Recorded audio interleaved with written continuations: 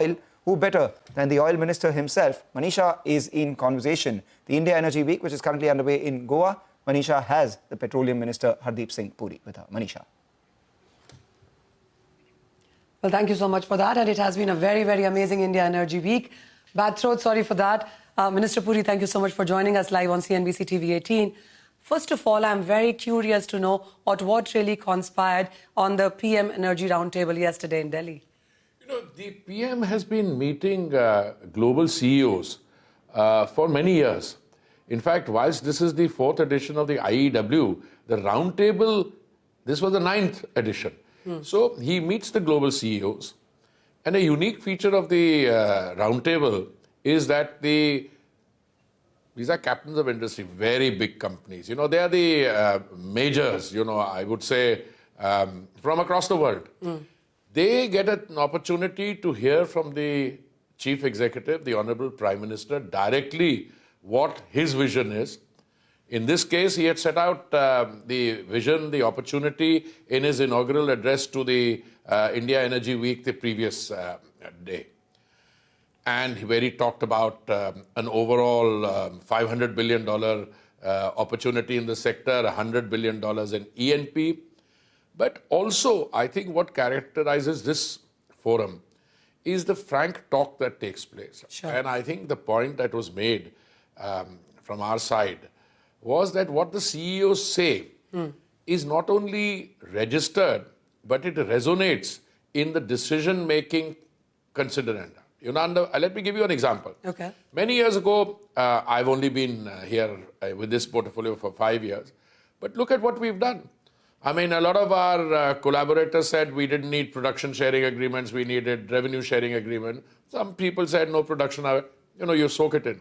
But we started moving after that dead decade of 2006 to 16, when nothing happened. We started moving.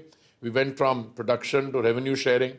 Most important, a point that one of our participants yesterday made was, most of the big discoveries have been made offshore in deep water. Right. And if you look at our sedimentary basin, 3.5 million square kilometers, Manisha ji, 1 point plus was not even open. It was a no-go area. So we've opened that up. That again comes when the Prime Minister is not only hands-on, he's totally committed, and he monitors on a day-to-day basis. Regular basis. So yesterday a lot of useful ideas came, but first of all, the diverse geography. Look at where the CEOs were from. But Minister Puri, this is also a time where there is so much global uncertainty happening. Is that being addressed as well? Latest being US now talking about a potential threat on attacking Iran. I mean, there's just too much. So there is uncertainty is there. I mean, it's a given. And I don't think anyone who's participating in any discussion on any forum is going to try and downplay that uncertainty. Sure. I mean, there was uncertainty around, you know, the Red Sea, Suez, the Straits of Hormuz earlier. It's been one thing leading to another. Yes. The new uncertainties that you are talking about, let me tell you, I believe, and I've held this view for a long time, that uncertainty, which is also bordering on turmoil, gives us an opportunity. And out of that uncertainty and the turmoil, we have to chart a way forward. And I must say, under the Honorable Prime Minister's with his decisive leadership and his farsightedness, we have charted a way forward. I mean, we've diversified the sources of supply. From 27 countries, we are now buying from 41 countries. Sure. Countries with which we were talking fringe contentious issues, Canada, it has come. We are now into a major supply relationship. And by the way, I don't know whether you agree with those characterizations, but for instance, the Canadian minister says if one country has 8 years of reserves, I think he meant on crude, sure. He has 100 years of crude. But the fact is, another country in that region has huge amounts of gas. We have now started buying cargoes from all over. More and more energy is coming on the market. But you're absolutely right. Availability, supply lines, they do get affected by uncertainty. Right. But because of the overall abundant supply potential and availability, despite cutbacks by OPEC Plus, which was 5 million barrels they cut back some time ago and they're not fully restored. Right. Prices haven't really shot up. Yes, if you wake up in the morning and you hear of some incident or some turmoil somewhere, price may go up 2, 3, but the price is very much within the 60, 65.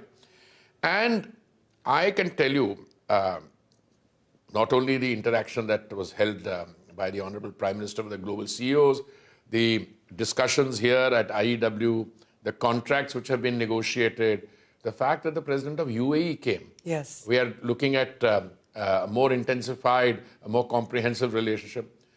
We have now, I think, the visit of the Canadian Prime Minister has been announced. Yes. And in between all that, an EU-India FTA, I mean... Mother of all deals, as it has been called. Well, I didn't use the term, but the EU side used it, and we are using it happily. Now, people in all trade deals will evaluate, you enter into an arrangement with the other person, who's got the better of it. I don't think that's the view I take. But the second... I come back to the basics, the preamble, if you go back to the General Agreement on Tariffs and Trade, that we enter into mutually beneficial trade arrangement, which at the end of the day help increase the standard of living of our people. So today, energy clearly is the lifeline of an economy. In India's case, it not only ensures that there is availability to all our population, no matter which part of the world they are, whether it's clean cooking gas or it's fuel for your vehicles. No disruption there. It has to be affordable. Yeah. We managed to do that. And it has to be sustainable. And the sustainability story is very good. So I think overall, thanks to very timely, and now it's very easy. I saw one whining member of the opposition, who used to be a friend of mine, saying, oh, no break deal, no good deal. So I think Piyush ji has replied, says, Sar gapes. I mean, you tried to do it, you couldn't do it. And it has been pending for 15 years. Look, I don't want to get into why something doesn't happen between me and another trading partner. Okay. I rejoice the fact that it's happened. And I rejoice the fact that more and more such arrangements will come into being. I mean, hopefully we'll get a trade deal with the very large economy.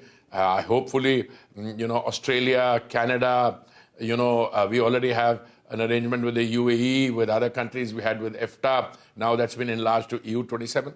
So trade is fundamental, and energy is not only a vital, but a driving force in that process. Sir, in last 2 or 3 days in India Energy Week, there are a lot of words and narratives that have been talked about. So energy security is one of that. Energy transition is another. Energy transformation is another. Energy replacement is another. So too many themes going around. They all mean the same thing. No, let me tell you. It's quite a simple thing. Security, energy is a must. If you don't have energy, you can't leave. It's like a bicycle.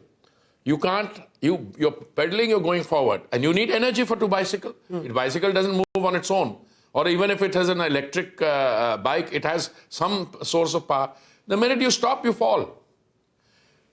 Energy concepts have changed. Earlier, you went into, the steam, the piston, all those things. Then many years, you were completely fixated on fossil fuels.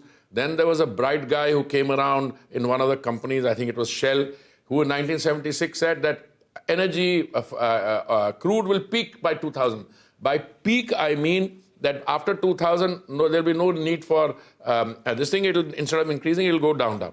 And then bright academics, some of my best friends from the world of academia, multilateral diplomacy, we must now transition. You have to transition. But any transition you want to do, or you want to transit, you have to have a starting point. In order to move from the starting point, you still need energy. I made a point yesterday, I think in one of our interventions, that if all investment in traditional energy stops now, we will lose the value of Brazil and another large country. I mean, it will so on. So even in order to transit, you have to continue to maintain. If you dig a well today and it's at optimum production, next year it will decline a little. So you have to keep, but your energy demands are going up.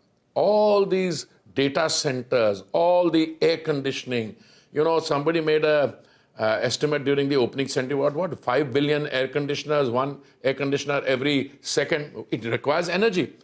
Now the alternate energy, you have to move in. Yeah, India has done brilliantly. From 1.4% of biofuel mix in 2014 when Modi ji assumed responsibility for governance, it's now 20%. But the remarkable thing is we've already set up capacity way beyond 20%. When we will do that, all that we'll discuss. Green hydrogen. We've succeeded in bringing the price of a kilo of green hydrogen down quite a bit. Quite a bit. It used to be $5 something, now it's below $4 or $4. But one more thing, CBG. Yesterday I was so happy that one of our companies signed, I think, for 13 CBG plants. Look, it's a mix, it's diversified. So, energy security, you said these things with a lot of words. Clear, we need energy to sit here, to have your cameras, to have lights on, the air conditioning.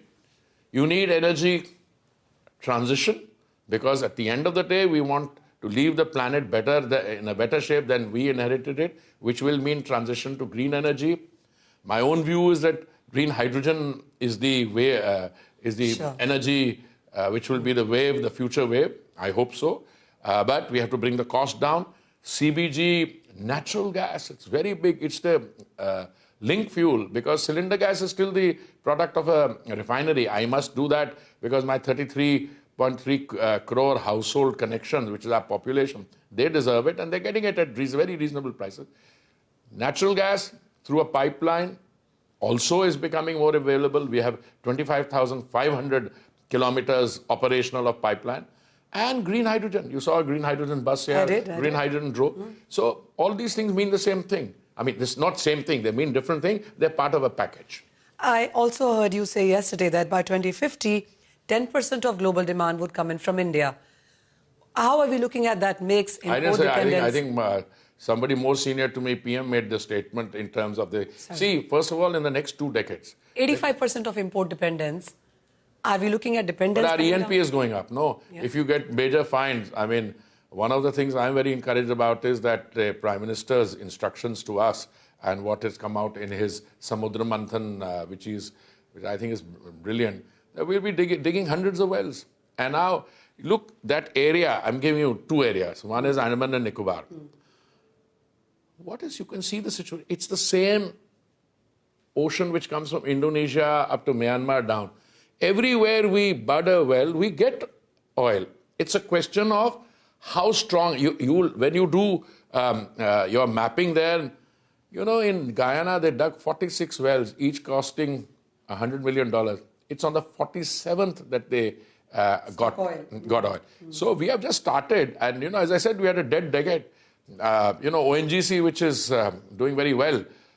You know, when they were supposed to be doing ENP in a previous government, they were giving subsidy on cylinder gas, 55,000 crores. So the people are not doing their work. So I'm very optimistic now.